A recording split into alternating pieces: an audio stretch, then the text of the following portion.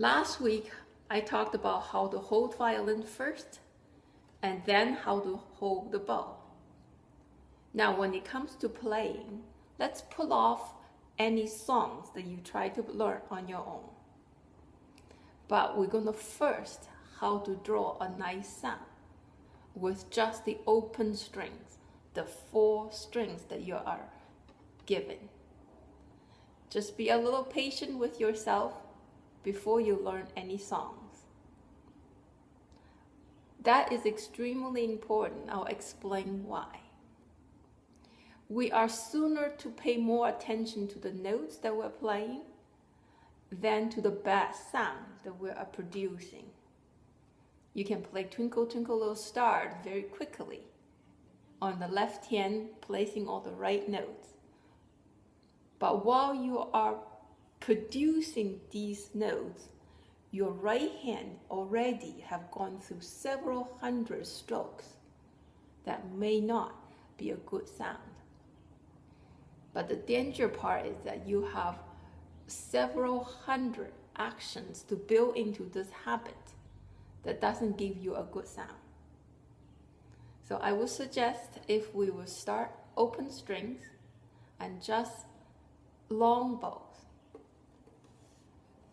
Imagine your fingers like the end of a brush, so that these fingers are dangling in such a way that it's suspended from the wrist. This is your highest point, and these fingers are dangling. Let your fingers build its own strength that they don't collapse. Trying to sustain, although right now it looks very, my fingers look very relaxing to you. Actually, can you imagine your finger a bit like this dome shape, bit like paper mache?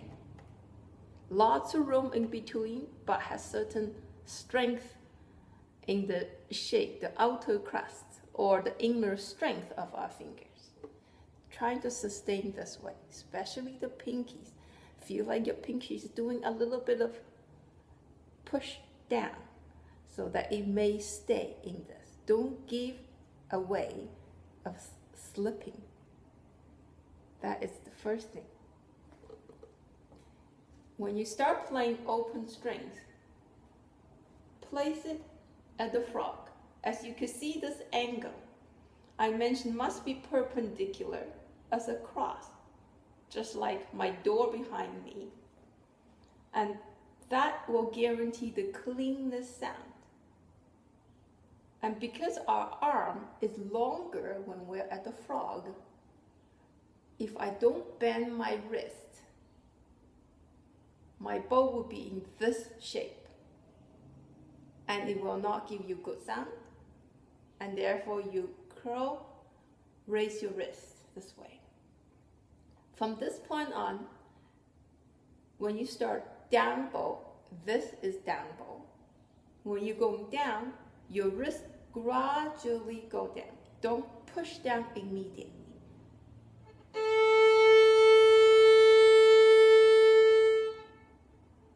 When you get to the tip, some of you may not be able to finish all the way, or maybe you are half size and you're just getting used to the new size. You don't have to finish wherever your right arm feels comfortable. And then come back up, and then go back down. Whatever you do, make sure that your bow is very straight. Of course, the violin has to be in such level that allows your bow to be straight. So don't practice with your violin down this way. Then it's very hard to play a straight bow, because straight bow for this hand should look something like this. You see how impossible it is for the right hand to be going straight to the floor. So best have your violin high.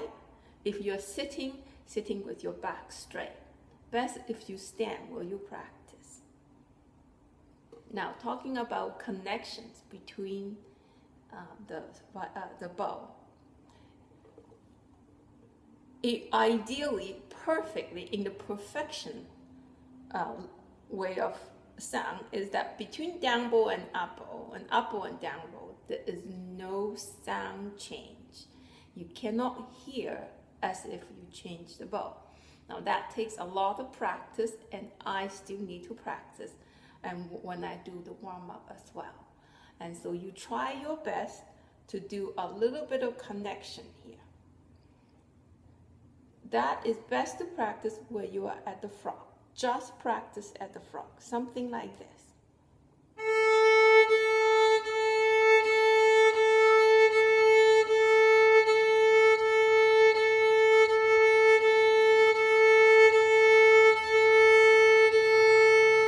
And you make it slower and make it longer.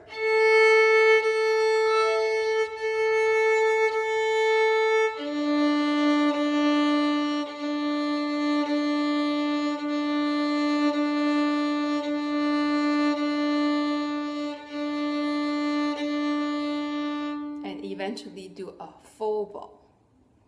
And when you look closely at the frog, this is what the finger movement should look like.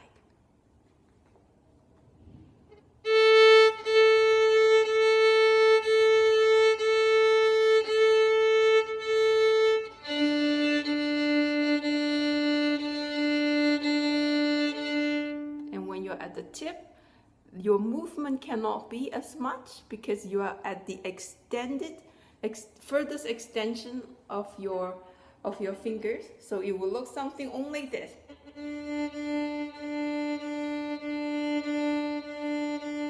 You see how 1, 2 hardly able to move. You only be able to wiggle a little bit, but wiggle it anyways. If you don't do any movement, it will sound abrupt. It will sound like you fold the paper in a very sharp angle. But if you do a little bit, then your bow change will not have a dead fold kind of sound. If it's very difficult with a bow on the string, I would recommend you do something, a pencil, like this. This is the movement of your fingers. And you'll be able to travel. You see how every finger is able to move. It's never a lock position, they're very tight. Most importantly is your thumb. Make sure the thumb is bent so that when you wiggle your bow, your thumb is very accommodating. If you lock up the thumb, there is no way any of these fingers able to move. This is the keeper. If your thumb unwilling to move, none of these able to move, and your bow will not be nicely connected between bow changes. So as soon as you move your fingers, you see how the thumb just gives. Now another practice is that just simply extend all your fingers, bring it in, extend it out, bring them in, into your palm, extend them out. Bring it in, extend it out. So that's one way to just at least work on your thumb. And you see how all the fingers just follow naturally. And then here too. Also keep in mind when you are taking all the fingers into your palm, you actually have this up bow movement. And that's exactly what is supposed to be when you're at the frog. That is your bow change at the frog. I hope you can experiment all that. It would be very lovely if you practice in front of a mirror. All right, and then just focus on its length and just some movement. In the beginning might be very difficult. Feel like your bow, it might rock back and forth some ways, but all of these fingers has its own job. If your bow is too far this way, your first finger be able to gather your bow a little bit. If your bow is this way, this finger, some of you will able to control it and then coming back a little bit. All right, so you see how the fingers can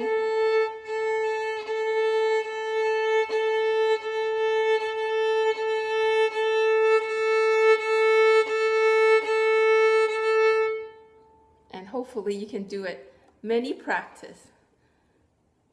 I highly suggest students to practice with just open strings for one whole week.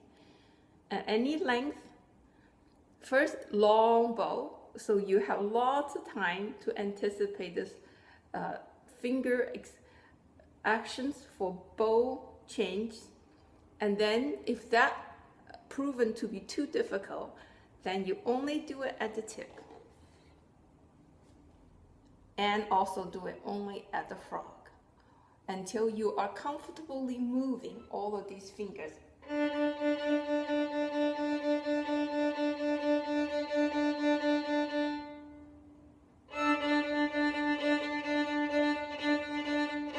When you're at the frog, your pinky needs a lot of strength. And at the tip, your pinky can almost leave if you want to, but there's no need. But then your first and two fingers and your thumb really have to try to be you press down a little bit, but you still have to move.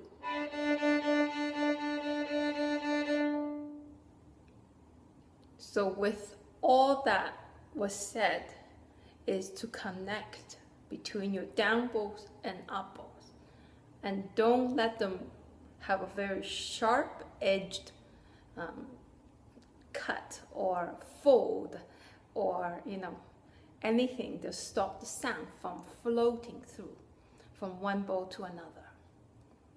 For some of the more advanced students, I would recommend you to practice having crescendos towards the tip and learn to decrescendo with control towards the frog, because oftentimes the phrase, actually every other bow is a down bow, every other bow is an up bow, but the phrase doesn't finish until it's 4 measures onwards, and your sound must keep going. And most students always make a decrescendo towards the tip. You only need a little bit of discipline to remind yourself that shouldn't be the case. Then it's not going to happen. You just have to practice with a decrescendo towards the frog and crescendo towards the tip. When you practice scale, and you do so as well, and even open strings. Now, let's go on to actual playing. Place your bow somewhere between the fingerboard and the bridge, if I can direct your attention to here. Somewhere around there, where your hand is natural weight can just rest on. If you don't move the bow, the sound will crackle. If you move the bow, then you will have nice, strong sound. And also, don't be afraid when the sound in the beginning sounds a little bit scratchy. But as soon as you start moving, it will sound very good. Try not to always be content and play in a very soft area of the sound point, where it's always sound very soft. Be brave enough to come closer to the bridge and add more weight onto your bow, and you have bigger sound. And you just need to practice with speed of the bow, so that sound, when you get heavy, it wouldn't break. And this is what I mean about breaking. I'm at a heavy point, heavy point of the sound point, if I don't move, will sound something like this. If I'm with the same weight, same heaviness that I go down, but if I move and try to get to the tip in the same dot that you're contacting the string with, then you will have a very consistent, very thick, rich sound. At least a very thick color sound. If you imagine the color, that color will be very dark red or very dark navy blue or something. All right. Whereas this part of your bow, it's more pastel.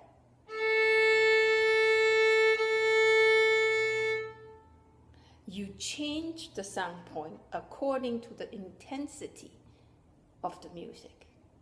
If it's very soft, you will go over a little bit. If very loud, you come close to the bridge. That will happen over time. But in the beginning, when you start practicing good sound, it's very important to practice in front of the mirror. Choose one sound point and stay that way for about 8 bows. Give yourself 8 bows at exactly the same sound point. Do not allow yourself to slide off straight onto something else. Something